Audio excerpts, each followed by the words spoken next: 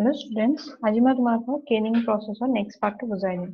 So তাৰ আগতে মই তোমালোকক কেনিংৰ বিষয়ে কি কৈছিলো, কেনিংৰ ইন্ট্ৰোডাকশন কৈছিলো কি আগতে কেনিংটো এপাটাইজেশ্যন বুলি কোৱা হৈছিল, এতিয়া কেনিং বুলি কোৱা হৈছে। কিয় কোৱা হৈছে কি তাতে আগতে যোনজন সাইন্টিষ্ট আছিলে তেওঁৰ নাম আছিলে নিকোলাছ এপাট। তো মানে তেওঁ নামৰ পৰা এপাটাইজেশ্যন বুলি পৰিছিলে। তাৰপিছত মই তোমালোকক ডেফিনেশ্যন কৰো, টাইপছ অফ ফুড কৰো, কোনটো কোনটো ফুডত আমি কেনিং কৰিব পাৰো। নৰ্মালি এচিডিক, লো এচিডিক, হাই এচিডিক ফুডতে কেনিং কৰিব পাৰো। Then তোমাক advantages and disadvantages of কৈছিলো কেনিং কৰিলে আমাৰ shelf life টো বাঢ়ি যায়। Disadvantage কি হয়, আগতে গ্লাছৰ জাৰবোৰ ইউজ কৰা হৈছিলে, সেইটো কাৰণে কি সোনকালে ভাঙি যোৱাৰ চান্স থাকে। তাৰ কাৰণে যদি চিল খিনি ভাঙি যায় তেতিয়াহ'লে কি হয় আমি গম নাপাওঁ, আৰু চিল খিনি ভাঙি গ'লে কি হয় তোমাৰ ফুড প্ৰডাক্টটো স্পইল হৈ যাব পাৰে। চ' এইবোৰ ডিসএডভান্টেজেস হয়। দেন এডভান্টেজেস তোমাৰ কি হয়, এইটো একৰ পৰা 1.5 বছৰ 2 বছৰলৈ আমি তুমি বহুত ধুনীয়াকে ষ্ট'ৰ কৰি থব পাৰা সেইবোৰ। সো সেইখিনি মই তোমালোকক অলৰেডি বুজাইছোৱে। সো এতিয়া আমি নেক্সট পাৰ্ট অফ প্ৰসেসিংটো চাওঁ। সো নৰ্মালি মই তোমালোকক লাষ্ট ক্লাছত কি কৈছিলো কি আমি যেতিয়া ফ্ৰুটছ এণ্ড ভেজিটেবলছ খিনি আমি আনাৰ পিছত ফ্ৰম দা তুমি ক'ৰ আনিবা, ফাৰ্মৰ পৰা, মানে পথাৰৰ পৰা যেতিয়া আনিবা, আনাৰ পিছত আমি কি কৰো সেইবোৰ চিলেকশ্যন কৰা হয়। এনেকুৱা নহয় কি গোটেইখিনি যিমানখিনি আনিছো চব আমি ডাইৰেক্ট প্ৰসেসিঙত লগাই দিম, তেনেকুৱা কোনো ধৰণৰ কনচেপ্ট নহয়। এটা তোমাৰ নৰ্মালি কনচেপ্ট কি হয়, আমি আনি পেলাই আমি আগতে চিলেক্ট কৰি লম আমাক কেনেকুৱা ধৰণৰ প্ৰয়োজন আছে, আমাৰ যোনটো প্ৰডাক্ট আমি বনাম তাৰ কাৰণে কোনটো ষ্টেজৰ ফ্ৰুটছ আৰু ভেজিটেবল তোমাৰ কাৰণে সুইটেবল হ'ব। তো তুমি সেইবোৰ আগতে তুমি কি কৰি ল'ব লাগে, বাছি ল'ব লাগিব। দেন তুমি কি কৰিবা, চিলেকশ্যন কৰাৰ পিছত কোনটো তোমাৰ প্ৰয়োজন চিলেকশ্যন কৰাৰ পিছত তাৰ ভিতৰতে তুমি আকৌ শৰ্টিং আৰু গ্ৰেডিং কৰিব লাগিব। তাৰ মানে কি হ'ল, তোমাক এতিয়া তুমি বাছি লৈছা, মানে চিলেক্ট কৰি লৈছা, তেতিয়া তোমাৰ এইটো বেষ্ট তোমাৰ কাৰণে ভাল হ'ব। তাৰপিছত তুমি দেখিবা তাতে বিভিন্ন ধৰণৰ সাইজ থাকিব, শ্বেপ থাকিব, কালাৰো ভেৰি কৰিব পাৰে। যেনেকে তুমি বিলাহী লৈছা, সৰু বিলাহী থাকিব পাৰে, ডাঙৰ বিলাহী থাকিব পাৰে। লগতে তোমাৰ কালাৰ কিছুমান, যেনেকে বিলাহীত বিভিন্ন ধৰণৰ কালাৰ থাকে, কিছুমান বহুত ৰঙা থাকে, কিছুমান গোলপীয়া থাকে, কিছুমান অৰেঞ্জ থাকে, কিছুমান গ্ৰীণ থাকে, কিছুমান অকমান বগা টাইপ থাকে। তো তোমাক কোনটো প্ৰয়োজন আছে তুমি সেইটো কি কৰিব লাগিব, শ্বৰ্টিং কৰি ল'ব লাগিব। শ্বৰ্টিং আমি বিভিন্ন ধৰণৰ মেথডৰ কৰিব পাৰি, তোমাৰ মেচিনছো আছে, হাতেৰেও কৰিব পাৰি। চ' সেইবোৰ তাৰপিছত আমি কি কৰিম, ৱাশ্বিং কৰিম। ৱাশ্বিং তুমি কি কৰিবা, যিমানখিনি তুমি ভেজিটেবলছ যোনখিনি তুমি চিলেক্ট কৰি লৈছা, শ্বৰ্টিং কৰি লৈছা, তাতে তুমি যেতিয়া তুমি পথাৰত আছিলে এইবোৰ বস্তু, তেতিয়া অবভিয়াছলি কিছুমান ফাৰ্টিলাইজাৰ ইউজ কৰা হৈছিলে, পেষ্টিচাইডছ ইউজ কৰা, আমি এইখিনি কি কৰিম, ইমানখিনিলে ধুব লাগিব কি আমি যিমানখিনি তাতে ফাৰ্টিলাইজাৰ্ছ আছে আৰু পেষ্টিচাইডছ আছে সেইবোৰ নাইকিয়া কৰি দিওঁ। চ' সেইবোৰ কাৰণে তুমি ৱাশ্বাৰ্ছ আছে, বিভিন্ন ধৰণৰ মেচিনছ আছে, আৰু হেণ্ড ৱাছো কৰিব পাৰা। কিন্তু ৱাশ্বাৰ্ছ আছে, সেই ৱাশ্বাৰ দি পেলাই তুমি ধুব লাগে। দেন যদি তোমাৰ প্ৰচেছিং প্ৰডাক্টৰ কাৰণে তোমাৰ পিলিংটো প্ৰয়োজন হয়, তেতিয়াহ'লে আমি কি কৰিম, পিলিং কৰিম পিটিং কৰিম। মানে লেতেৰা যদি কেতিয়াবা পিলিং কৰি পেলাই তুমি যোনখিনি ওপৰৰ বাকলি আছে, যোনটো তোমাক নালাগে সেইখিনি আমি আঁতৰাই দিওঁ। চ' সেইখিনি কৰাৰ পিছত তুমি কি কৰিবা,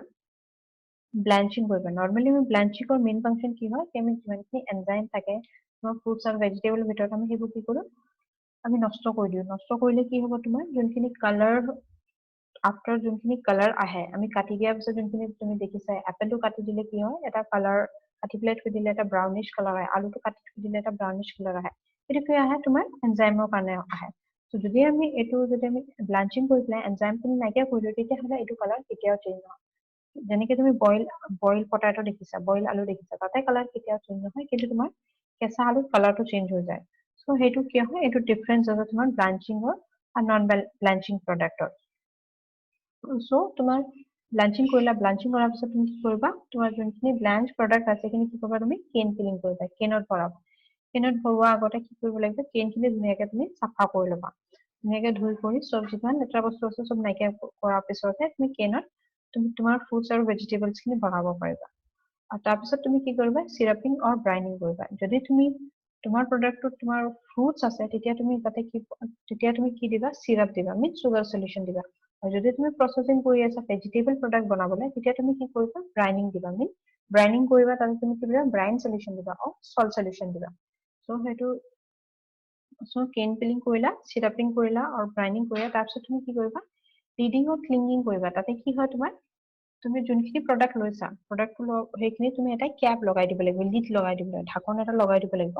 কিন্তু ঢাকনটো তুমি এনেকুৱাকে লগাবা সেইটো এয়াৰ টাইট নহয়, মানে তোমাৰ বতাহ ওলোৱা সোমোৱা কৰিব পাৰে। চ' সেইটোকে আমি কি বুলি কওঁ, ৰিডিং আৰু ক্লিনিং বুলি কোৱা হয়। তাৰপিছত নেক্সট ষ্টেপ আমি আজি ডিছকাছ কৰিম, সেইটো কি হয়, তোমাৰ এক্সস্টিং। চ' এক্সস্টিঙত তোমাৰ কি হয়, এক্সস্টিং মেইনলি কি কৰা যায় তোমাৰ যিমানখিনি ফুড মেটেৰিয়েলৰ ভিতৰত তোমাৰ ৰেসপিৰেটৰি গেছেছ আছে আৰু বতাহ আছে এয়াৰ আছে এইখিনি আমি কি কৰো উলিয়াবলৈ বিচাৰো আমি বিফোৰ প্ৰসেসিং কৰা আগতে যিমান তোমাৰ আনৱান্টেড এয়াৰ আছে যোনখিনি এয়াৰ নৰ্মেলি আমাৰ এয়াৰ পয়জন নহয় কিন্তু আমি ভিতৰত কি কৰো ভ্যাকুয়াম ক্ৰিয়েট কৰিবলৈ ট্ৰাই কৰি থাকো সো যিমানখিনি আনৱান্টেড এয়াৰ আৰু গেছেছ আছে আমি কি কৰো উলিয়াই দিবলৈ ট্ৰাই কৰো সো হেতু কাৰণে কি কৰা যায় তোমাৰ মেইনলি এক্সস্টিং কৰা যায় হেতু এই প্ৰসেসটো কি বুলি কোৱা যায় এক্সস্টিং বুলি কোৱা যায় সো ইয়াতে কি লিখিছে the method of removing gases is called তোমাৰ exhausting so যোনখিনি গ্যাস তুমি ৰিমুভ কৰিবা সেইটো গ্যাস ৰিমুভ কৰা প্ৰসেসটো তোমাৰ এক্সস্টিং বুলি কোৱা যায় সো ইয়াতে তোমাৰ কি হয়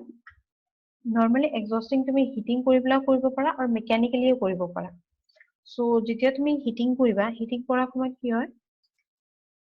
তোমাৰ কি হয় যোনখিনি তোমাৰ কেনছ আছে সেইখিনি কি হয় তোমাৰ এটা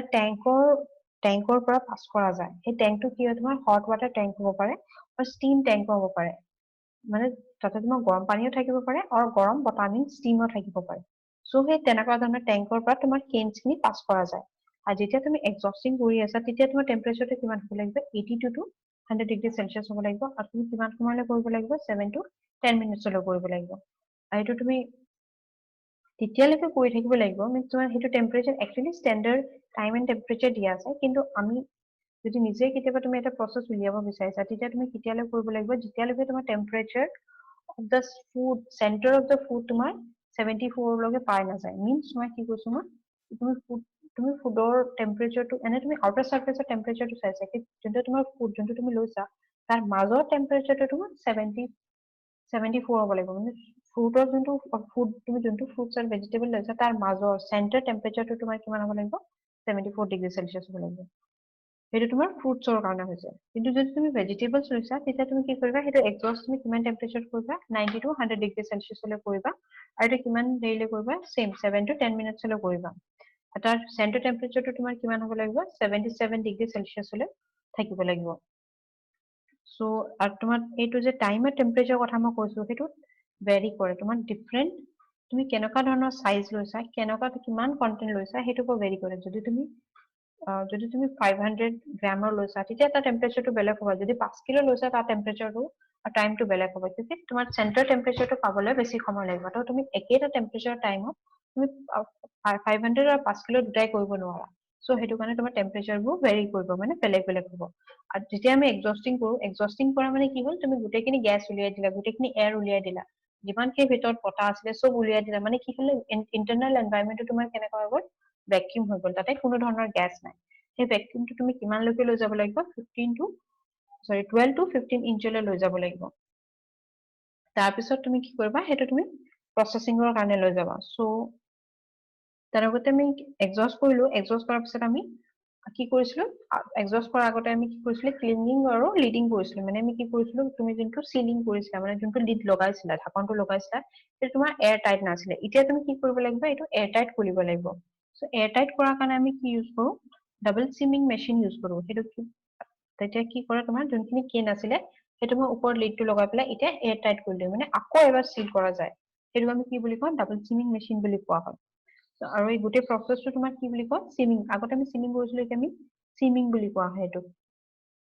সো এইটো আমি কেতিয়া কৰিব লাগে ইমিডিয়েটলি তুমি এক্সস্টটো শেষ হোৱাৰ লগে লগে আমি কি কৰিব লাগে সিলিং কৰিব লাগে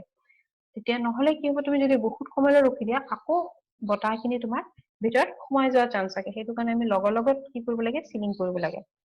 সো যদি তুমি গ্লাস জাৰ লৈছা আৰু গ্লাসৰ সীসা বটল লৈছা তেতিয়া কি কৰিব লাগিব তুমি লগতে এটা ৰাবাৰ ৰিং লগাব লাগিব তোমাৰ বটলৰ মুখনি আছে আৰু ঢাকন যোনটো আছে তাৰ মাজতে এটা ৰাবাৰ ৰিং লগাব লাগিব তেতিয়াহে এইটো এয়াৰ টাইট হ'ব আৰু সিলিং যেতিয়া তুমি কৰিবা তাৰ টেম্পাৰেচাৰটো 74 তকৈ তলত যাব নালাগে নহলে কি হ'ব তোমাৰ আকৌ কন্টামিনেশন হোৱাৰ চান্সেছ থাকিব আৰু তোমাৰ এয়াৰ সোমাই যোৱাৰ চান্সেছ থাকিব সিলিংৰ কাৰণে তুমি হ্যান্ড অপাৰেটিং মেচিনে ল'ব পাৰা লগতে তোমাৰ অটোমেটিক মেচিনে ল'ব পাৰা আৰু সেমি অটোমেটিক মেচিনছ ল'ব পাৰা মানে সেমি অটোমেটিক আৰু অটোমেটিক সিমাৰ ল'ব পাৰা তো এইটো দেখিছা ইয়াতে কেনেকৈ ইহঁতে সিলিং কৰি আছে দেন তোমাৰ নেক্সট হৈছে প্ৰসেসিং ইয়াতে প্ৰসেসিং মিন্স মই কি বুজাইছে এটা হিট ট্ৰিটমেন্ট বুজাইছে সো আমি যেতিয়া সিলিং কৰিলো তাৰ আগতে আমি কি কৰিলো এক্সস্টিং কৰিলো এক্সস্টিং তাৰ আগতে আমি গুটেকি কেনিং কৰিলো ফিলিং কৰিলো সিৰাপিং কৰিলো গুটেকি কৰাৰ পিছত আমি কি কৰিম প্ৰসেসিং কৰিম প্ৰসেসিং মিন্স মই কি হয় হিট ট্ৰিটমেন্ট এটা আমি কি কৰো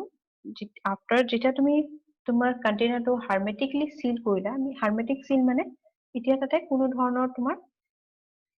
এয়াৰ নাই আৰু কোন ধৰণৰ এয়াৰ আহিবও নোৱাৰে আৰু ওলাব নোৱাৰে হেতুকে আমি কি বুলি কওঁ হাৰমেটিক সিল বুলি কয় এইটো নৰমালি তোমাৰ ইন্ডাষ্ট্ৰিয়েল টাৰ্ম এটা হয় যত আমি কমাৰ্শিয়েল যেতিয়া কমাৰ্শিয়েল পাৰপাসৰ কাৰণে আমি ক্লিনিং কৰো তেতিয়া হে তেনেকুৱা ধৰণৰ শব্দ ইউজ কৰা যায় হাৰমেটিক সিলিং ইয়াতে কি হয় মানে তোমাৰ কোনো ধৰণৰ আকৌ কন্টামিনেশন নহয় এতিয়া তুমি কমাৰ্শিয়েলি এটো ষ্টেৰিলাইজ কৰিব পাৰা সো তুমি এতিয়া প্ৰসেসিং যেটো কৰিবা মানে যেটো হিট ট্ৰিটমেন্ট দিবা অবভিয়াসলি তোমাৰ এটা সুইটেবল টেম্পাৰেচাৰ আৰু টাইম থাকিব লাগিব এটো বিভিন্ন ধৰণৰ প্ৰডাক্টৰ কাৰণে তোমাৰ বেলেগ বেলেগ হ'ব এটো কিহৰ ওপৰত ডিপেন্ড কৰিব তোমাৰ সাইজ অফ দা কেনৰ ওপৰত ডিপেন্ড কৰিব তোমাৰ সাইজ কেনৰ সাইজটো কেনেকুৱা হয় দেন তুমি কিমান টেম্পাৰেচাৰলৈ প্ৰসেসিং কৰিব বিচাৰিছা দেন তোমাৰ যোনটো কেন তুমি লৈছা যোনটো ফুড মেটেৰিয়েল তুমি লৈছা তাৰ সেন্টাৰলৈকে তোমাৰ টেম্পাৰেচাৰটো যাবলৈ কিমান সময় লাগিব তোমাৰ ফুডৰ পিএইচটো কিমান হয় আৰু তাতে কিমান কন্টামিনেশন আছে তোমাৰ টাইপ অফ কোনটো টাইপৰ মাইক্ৰো অৰ্গানিজম আছে আৰু কিমান মাইক্ৰো অৰ্গানিজম আছে according to that তুমি আগতে গুটেখিনি এনালাইসিস কৰি ল'ব লাগিব তাৰ পিছতে তুমি প্ৰসেসিংলৈ যাব পাৰিবা হেতু প্ৰসেস এনালাইসিস কৰাৰ পিছতে তুমি টাইম আৰু টেম্পাৰেচাৰটো সেট কৰিব পাৰিবা ইয়াতে নৰমালি লিখা আছে যদি তুমি ভাবিছা ভেজিটেটিভ বেক্টেৰিয়া আছে তেতিয়া তুমি কিমান 80 ডিগ্ৰী সেলসিয়াছত গৰম কৰিব লাগিব ফৰ 30 মিনিটছৰ কাৰণে যদি স্পোৰ ফৰ্মাৰ আছে এনেকুৱা কিছুমান মাইক্ৰো অৰ্গানিজমছ আছে যোনে কি কৰে স্পোৰ ফৰ্ম কৰে তেতিয়া তোমাৰ কি হ'ব 110 ডিগ্ৰী সেলসিয়াছত তুমি গৰম কৰিব লাগিব 30 মিনিটছৰ কাৰণে আৰু যদি তুমি ভাবিছা মোৰ ফুড মেটেৰিয়েল যোনটো মই বনাইছো তাতে স্পোৰছও থাকিব পাৰে স্পোৰছৰ কন্টামিনেশন থাকিব পাৰে তেতিয়া তুমি কি কৰিবা 121 ডিগ্ৰী সেলসিয়াছত গৰম কৰিবা 3 মিনিটৰ কাৰণে সো নৰমালি মই যে তোমাক বাৰে বাৰে কৈছো কি কেনৰ সেন্টাৰলৈকে মিন্স ফুড মেটেৰিয়েলৰ মাজৰলৈকে তোমাৰ কি হ'ব লাগে হিটটো ট্ৰান্সফাৰ হ'ব লাগে আৰু এটো তোমাৰ 74 অৰ 76 টেম্পাৰেচাৰলৈ থাকিব লাগে ডিগ্ৰী সেলসিয়াছলৈ থাকিব লাগে এটো কেনেকৈ যায় সেন্টাৰলৈ কেনেকৈ যাব সো তাৰ কাৰণে দুটা মেথড আছে এটা তোমাৰ কি বুলি কয় কনডেকশন বুলি কয় এটা কনভেনশন বুলি কয় সো কনডেকশন কি হয় তোমাৰ যেনেকৈ তুমি এটা কেন লৈছা কেনটো কি হৈছে বাহিৰৰ পৰা হিটিং দিছা তুমি হট ওয়াটাৰ দিছা স্টিম দিছা আৰু বেলেগ ধৰণৰ যিকোনো হিট দিছা টেম্পাৰেচাৰ এটা দিছা হেতু কি আছে তোমাৰ আগতে কেনটো গৰম কৰিছে তাৰ পিছত তোমাৰ কেনৰ লগত কেনৰ বডিটো গৰম হৈছে কেনৰ বডিটো লগত লাগি থকা ফুড মেটেৰিয়েলখিনি গৰম হৈছে তাৰ পিছত সেই ফুডটোৰ পৰা তাৰ ওচৰত থকা ফুড মেটেৰিয়েল তেনেকৈ এটো ট্ৰান্সফাৰ হ'ব তোমাৰ সেন্টাৰলৈ গৈ পায় সো এটো আমি কি কৰিব কনডেকশন মানে কি হয় যেতিয়া তোমাৰ molecule to molecule heat transfer হয় এটোকে কি বোলা যায় কনডেকশন বুলি কোৱা যায় কনভেকশন মানে কি হয় তোমাৰ যোনটো ফ্লুইড আছে তোমাৰ ফ্লুইডটো এয়াৰ হ'ব পাৰে আৰু কিবা লিকুইড বস্তু হ'ব পাৰে যেতিয়া তোমাৰ ফ্লুইডৰ পৰা তোমাৰ হিট ট্ৰান্সফাৰ হয় এটো কনভেকশন বুলি কোৱা হয় তাৰ মানে কি হয় তোমাৰ কেনৰ ভিতৰত যোনখিনি সুগাৰ সলিউশন আছে আৰু ব্ৰাইন সলিউশন আছে সেইখিনি যেতিয়া গৰম হৈ পেলাই তোমাৰ ফুডটো গৰম কৰিব সেটো কি বুলি কোৱা যায় কনভেকশন বুলি কোৱা যায় সো তোমাৰ হিট ট্ৰান্সফাৰ আৰু হিট ভেন্টিলেশনৰ কাৰণে তোমাৰ দুটা মেথড ইয়াতে ইউজ কৰা যায় এটা কনডেকশন এটা কনভেনশন ইউজ কৰা যায় সো তোমাৰ নেক্সট হৈছে ইয়াতে নৰমালি যেতিয়া তুমি fruits খিনি process কৰিবা তেতিয়া তুমি তাৰ maximum temperature তোমাৰ 100 ডিগ্ৰী সেলসিয়াছ থাকিব লাগিব আৰু যেতিয়া তুমি ভেজিটেবল কৰিবা তেতিয়া তুমি 116 পৰা 120 ডিগ্ৰী সেলসিয়াছলৈ তুমি এইটো টেম্পাৰেচাৰটো লৈ যাব পাৰা সো নেক্সট কি কৈছে তুমি প্ৰসেসিং কৰিলা ফিলিং কৰিলা সিলিং কৰিলা সব কৰাৰ পিছত এতিয়া লাষ্ট মিট কৰিব লাগিব তোমাৰ যোনটো কন্টেইনাৰ আছে যোনটো কেন আছে এইটো তুমি কি কৰিবা ধুব লাগিব ওয়াশ কৰিব লাগিব সো তো ওয়াশ কৰাৰ কাৰণে তেওঁলোকে এইটো দেখিছাই এনেকুৱা ধৰণৰ মেচিন কিছুমান ইউজ কৰা যায় এনে কি কৰে আগতে কি কৰে তোমাৰ গৰম পানী দি স্প্ৰে কৰে তাৰ গৰম পানী টেম্পাৰেচাৰটো তোমাৰ কিমান থাকিব লাগিব 66 ডিগ্ৰী সেলসিয়াছ থাকিব লাগিব সো গৰম পানী দি হৈ যায় তাৰ পিছত কি কৰে তোমাৰ ডিটাৰজেন্ট স্প্ৰে কৰে মানে ডিটাৰজেন্ট মানে বুজি পাইছা সাৰ্ফৰ পানী যোনটো আমি কওঁ সো ডিটাৰজেন্ট খিনি স্প্ৰে কৰিব দেন আগে কি কৰে তোমাৰ গৰম পানী দি এটো ধুই দিয়ে তোমাৰ গৰম পানী টেম্পাৰেচাৰ কিমান থাকিব লাগিব 66 ডিগ্ৰী সেলসিয়াছ লাগে তো আমি এটো কিয় কৰো আকৌ আমি ওয়াশ কৰিছো ডিউৰিং দ্য প্ৰসেস আমি বহুত দীঘল প্ৰসেস এটা কৰি আহিছো মানে কিছুমান বস্তু লেটা বস্তু গ্ৰীজ তুমি মেচিনাৰীজৰ পৰা পাৰ হৈ আহিছে আৰু কিছুমান ফুড মেটেৰিয়েল তোমাৰ আউটাৰ কন্টেইনাৰত লাগি থাকিব পাৰে এটো কাৰণে আমি কি কৰো এট লাষ্ট আমি আকৌ বস্তুখিনি ধুই পেলাই সাফা কৰি লওঁ দেন তোমাৰ ধোৱাৰ পিছত কি হয় তাৰ পিছত আমি কি কৰিম কুলিং কৰিম নৰমালি কুলিং কিয় কৰা যায় তেনেকৈ তাৰ পিছত আমি কোনো ধৰণৰ থাৰ্মোফিলিক স্পইলেজ নহয় হেতু কাৰণে মেইন এইম আমাৰ কুলিং কৰা হেতু হয় কি কোনো ধৰণৰ তোমাৰ থাৰ্মোফিলিক স্পইলেজ নহয় or কেন ৰাষ্ট নহয় মিন্স মই ৰাষ্টিং মানে কি হয় তুমি জানাই মামৰ ধৰা যোনটো আমি কওঁ কেতিয়াবা যেতিয়া তোমাৰ কেন অবভিয়াছলি তোমাৰ টিন কেন লৈছা তো মামৰ ধৰা চান্স থাকিব সো আমি এইটো এভয়েড কৰাৰ কাৰণে আমি কি কৰো কুলিং কৰো সো নৰ্মেলি তোমাৰ কুলিং টেম্পাৰেচাৰ কিমান থাকে 36 degree Celsius to 42 degree Celsius লৈ থাকে তোমাৰ কুলিং টেম্পাৰেচাৰটো সো যদি তুমি কুল কৰিছা সেইটো তুমি যদি টেম্পাৰেচাৰটো বিলো 36 লৈ গুচি গৈছে তেতিয়া তোমাৰ কি হ'ব তোমাৰ এইখিনি যে তোমাৰ যোনটো কন্টেইনাৰ আছে তাতে ৰাষ্টিং হোৱা চান্সেছ থাকে কিয় যোনটো তুমি ওৱাটাৰ ইউজ কৰিছা কুলিং কৰাৰ কাৰণে পানী যে ইউজ কৰিছা সেই পানীখিনি তোমাৰ কি হ'ব কেনৰতে লাগিব সোনকালে শুকাই নাযায় লাগি থাকিব তেতিয়া কি হ'ব তোমাৰ ৰাষ্টিং হৈ যাব পাৰে মানে বহুত দেৰিলে পানীখিনি যদি তোমাৰ কেনত লাগি থাকে তেতিয়া মামৰ ধৰা চান্স থাকে সেইটো কাৰণে আমি কি কৰো কেতিয়া কুলিং কৰাৰ সময়ত 36 ডিগ্ৰী সেলসিয়াছতকে তললৈ নাযাওঁ টেম্পাৰেচাৰটো 36কে তললৈ আমি লৈ নাযাওঁ আৰু যদি তুমি 42 ডিগ্ৰীতকে ওপৰত কৰি আছা কুলিং তেতিয়া কি হ'ব তোমাৰ থাৰ্মোফিলিক স্পইলেজ হোৱা চান্সেছ থাকে সেইটো কাৰণে আমি কেতিয়াও তোমাৰ 42 ডিগ্ৰী সেলসিয়াছতকে ওপৰলৈ লৈ নাযাওঁ এইটো থাৰ্মোফিলিক স্পইলেজ মিন্স থাৰ্মোফিলিক মানে তোমালোকে জানা এটা টাইপ অফ মাইক্ৰ অৰ্গেনিজম আৰু বেক্টেৰিয়া হয় যোনটো তোমাৰ 42 45 46 এনেকা টেম্পাৰেচাৰত তোমাৰ 45ৰ ওপৰ টেম্পাৰেচাৰত তোমাৰ কি হয় এইটো গ্ৰো কৰিব পাৰে সো সেইটো কাৰণে আমি কেতিয়াও 42তকে ওপৰলৈকে কুলিং নকৰো সো দেন তোমাৰ হৈছে লেবেলিং এণ্ড ষ্টৰেজ সো তোমালোকে জানাই লেবেলিং মানে কি হয় জানাই সবে দেখিছাই সব বিভিন্ন ধৰণৰ পেকেটছ কন্টেইনাৰ্ছ তোমালোকে যি বটলছ অৰ ড্ৰিংকছ যোৰ খাইছে তাতে তোমাৰ লেবেলিং কৰাই থাকে লেবেলিঙৰ তোমালোকে ইম্পৰ্টেঞ্চটো জানাই কিন্তু মই এবাৰ বুজাই দিম নৰ্মেলি আমি যদি মই তোমাক এটা কেন প্ৰডাক্ট দি দিছো ধৰি লোৱা তাতে একো লিখা নাই তুমিতো একো ধৰিব নোৱাৰা কি তাৰ ভিতৰত কণ্টেইনাৰৰ ভিতৰত কি আছে কিয় ধৰিব নোৱাৰা কিন্তু ইউ আৰ কাষ্টমাৰ তোমাৰ এটা কাষ্টমাৰ হয় তুমি যদি পাইনএপল বিচাৰি আহিছা এতিয়া তুমিতো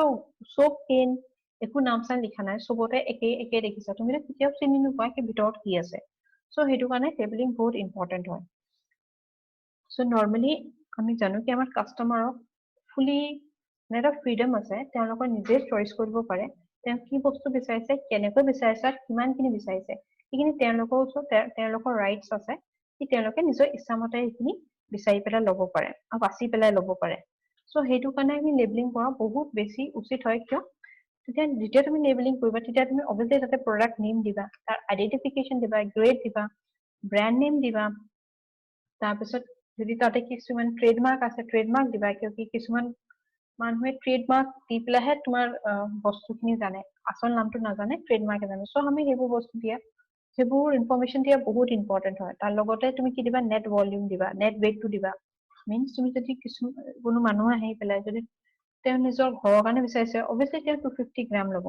কিন্তু যদি কোনোবাই বিয়া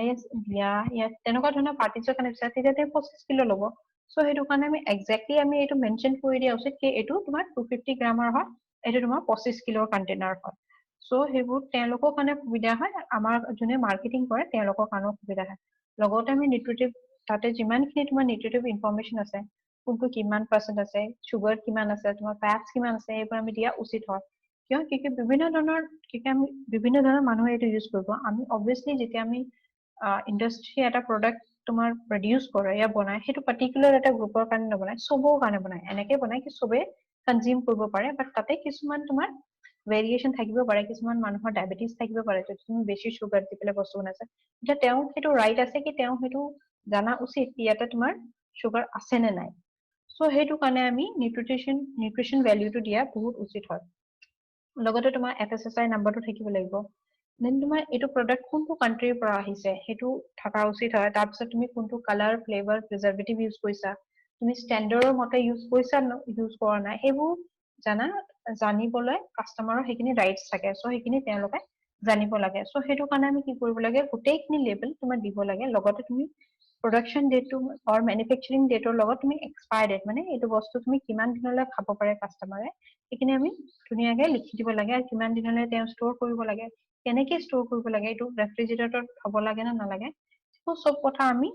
কণ্টেইনাৰৰ ওপৰত তুমি লিখি দিব লাগে চ' সেইটোকে আমি কি বুলি কওঁ লেবেলিং বুলি কোৱা হয় এইটো দেখিছা মেচিন এইটো অট'মেটিক মেচিন হয় য'ত অট'মেটিকলি তোমাৰ লেবেলিং হৈ গৈ আছে তোমাৰ নেক্সট আৰু লাষ্ট হৈছে ষ্ট'ৰেজ ত' ইয়াতে কি হয় তোমাৰ আমি যেতিয়া লেবেলিং কৰিলো ক্লিনিং লেবেলিং ৱাশ্বিং চব কৰাৰ পিছত কি হয় তুমি কি কৰিবা হেতু স্টোৰ কৰিবা সো প্ৰথমতে স্টোৰ কৰা আগতে তুমি এটো ইনশিওৰ কৰিব লাগিব কি তুমি যোনটো কেন লৈছা টিন কেন যোনটো আমি লৈছো তাতে কোনো ধৰণৰ ওয়াটাৰ মলিকুলস এয়া ময়শ্চাৰ কন্টেন্ট লাগি থাকা নাই এটো বহুত ইম্পৰ্টেন্ট পইণ্ট হয় যদি অকমান ময়শ্চাৰ তাতে লাগি থাকে তেতিয়া হেতু কি হয় তোমাৰ ৰাস্টিংৰ চান্স থাকে কিয় তোমালোকে জানাই কি আইৰন অক্সাইড যেতিয়া তোমাৰ ময়শ্চাৰ লগত ৰিয়েক্ট কৰিব তেতিয়া কি ফৰ্ম কৰিব ৰাষ্ট ফৰ্ম কৰিব মানে মামৰ ধৰিব যেতিয়া তোমাৰ আইৰন অক্সাইড ওয়াটাৰৰ লগত ৰিয়েক্ট কৰিব পানীৰ লগত ৰিয়েক্ট কৰিব লগ লাগিব তেতিয়া কি হ'ব মামৰ ধৰিব সো হেতু কাৰণে আমি কেতিয়াও ওয়াটাৰ ইয়া টিটি থাকা কেনখিনি আমি কেতিয়াও পেকিং নকৰো সো নৰমালি যেতিয়া তুমি ষ্টৰেজ কৰিবা ষ্টৰেজ কৰাৰ আগতে তুমি কি কৰিবা সৰু কেন এটা কেন তুমি ষ্টৰ কৰিবলৈ বহুত বেছি স্পেচ লাগিব আৰু তোমাৰ বহুত বেছি কামখিনি বাঢ়ি যাব লেবাৰ হেতু কষ্টও বাঢ়ি যাব হেতু কাৰণে আমি কি কৰো যেতিয়া আমি কেনিং কৰাৰ পিছত আমি কি কৰো কৰগেটেড কাৰ্ডবোৰ্ড লওঁ যোনটো আমি কমন ল্যাঙ্গুৱেজত কি বুলি কাৰ্টুন সো কাৰ্টুনৰ ভিতৰত আমি গোটেইখিনি এটা স্লটৰ নিচিনাকে ভৰাই দিওঁ কিছুমানে 10টা থাকে কিছুমানে 25টা থাকে কিছুমানে 50টা থাকে তেনেকে কাৰ্টুনখিনি পেকিং কৰা হয় তেতিয়া কি হয় তোমাৰ মাৰ্কেটিং কৰাৰ সময়ত সহজ হয় সো আমি তেনেকে এইখিনি ভৰাই দিয়া যায় ভৰোৱাৰ পিছত হেতু কি কৰিব লাগে কুল এণ্ড ড্ৰাই প্লেছত থব লাগে মানে ঠাণ্ডা আৰু শুকান ঠাইত থব লাগে য'ত কোনো ধৰণৰ তোমাৰ ময়শ্চাৰ নাথাকে পানী নাথাকে তেনেকুৱা ঠাইত থব লাগে আৰু যদি তুমি কেতিয়াবা তুমি ষ্টৰেজটো যদি হাই টেম্পাৰেচাৰত কৰা তেতিয়া কি হ'ব তোমাৰ ইয়াতে হাইড্ৰোজেন গেছ ফৰ্ম হ'ব তোমাৰ কেনৰ ভিতৰত হাইড্ৰোজেন গেছ ফৰ্ম হ'ব আৰু হাইড্ৰোজেন স্ৱেল হ'ব মানে তোমাৰ যোনটো কেন আছে এইটো ব্লাজ হৈ যাব তাৰ মানে কি হয় তোমাৰ কেনৰ দুটা সাৰফেস থাকে এটা তোমাৰ কেনৰ বডি থাকে এটা তলৰ পাৰ্টটো এটা ওপৰৰ পাৰ্টটো সো তোমাৰ গেছ যেতিয়া ফৰ্ম হ'ব তেতিয়া নৰ্মালি কি হয় তোমাৰ ওপৰৰ পাৰ্টটোৰ পৰা যোনটো ঢাকন থাকে এইটো অকমান ফুলি আহে ঢাকনটো সিলটো নাইকিয়া হৈ নাযায় বাট এইটো অকমান ফুলি আহে কিয়কি গেছ ভিতৰৰ পৰা যোনটো গেছ ফৰ্ম হৈ যায় সেইটো তোমাৰ কি হয় গেছ প্ৰেছাৰৰ কাৰণে এইটো উঠি যায় সেইটো কেতিয়াবা যেতিয়া তোমাৰ বহুত এক্সেছিভ হৈ যায় তেতিয়া কেতিয়াবা হ'ব পাৰে তোমাৰ সিলটো ভাঙি যায় যোনটো তুমি সিলিং কৰিছা সেইটো কেতিয়াবা পিন হলৰ নিচিনা সৰু ফুটা নিচিনা এইখিনি তোমাৰ ফুটা হৈ যাব পাৰে সো সেইটো কাৰণে আমি হাই টেম্পাৰেচাৰ ষ্টৰেজ কেতিয়াও নকৰো হাই টেম্পাৰেচাৰ ষ্টৰেজ কৰিলে কি হ'ব তোমাৰ ফৰ্মেশন অফ হাইড্ৰোজেন গেছ হ'ব পাৰে তাৰ কাৰণে কি হ'ব পাৰে তোমাৰ হাইড্ৰোজেন স্ৱেল হ'ব পাৰে দেন নেক্সট কি কৈছে আমি নৰ্মেলি ষ্টৰেজ কিমানলৈ কৰিব লাগে 6 to 8 ডিগ্ৰী চেলচিয়াছত কৰিব লাগে সো তুমি ষ্টৰেজ কিমান সময়লৈ কৰিব পাৰা 1 পৰা 2 বছৰলৈ কৰিব পাৰা কিন্তু সেইটো ডিপেন্ড কৰে কিহৰ ওপৰত তোমাৰ তুমি কেনেকুৱা ধৰণৰ ৰ মেটেৰিয়েল লৈছা আৰু তাৰ ৰ মেটেৰিয়েল চেল্ফ লাইফ কিমান তোমাৰ প্ৰডাক্টৰ চেল্ফ লাইফ কিমান হয় সেইটোৰ ওপৰত ডিপেন্ড কৰে কিন্তু নৰ্মেলি আমি ইউনিভাৰ্চেলি আমি ক'ব পাৰো তোমাৰ কেনিং ফুড প্ৰডাক্টখিনি যোন কেন ফুড প্ৰডাক্ট আছে সেইখিনি 1 পৰা 2 বছৰলৈ থাকিব পাৰে সো আজিৰ কাৰণে থেংক ইউ ষ্টুডেণ্টছ মই তোমালোকক ডিফেক্টছৰ কথাও কম বুলি কৈছিলো বাট ভিডিঅ'টো বহুত বেছি দীঘল হৈ যাব সেইটো কাৰণে নকৰো সো নেক্সট ভিডিঅ'ত মই তোমালোকক কেনিঙৰ কি ডিফেক্টছ হ'ব পাৰে সেইখিনি বুজাই দিম সো আৰু যদি তোমালোকৰ কিবা ডাউট থাকে তো তোমালোকে মোক কমেন্ট সেকশনত লিখিব পাৰিবা অৰ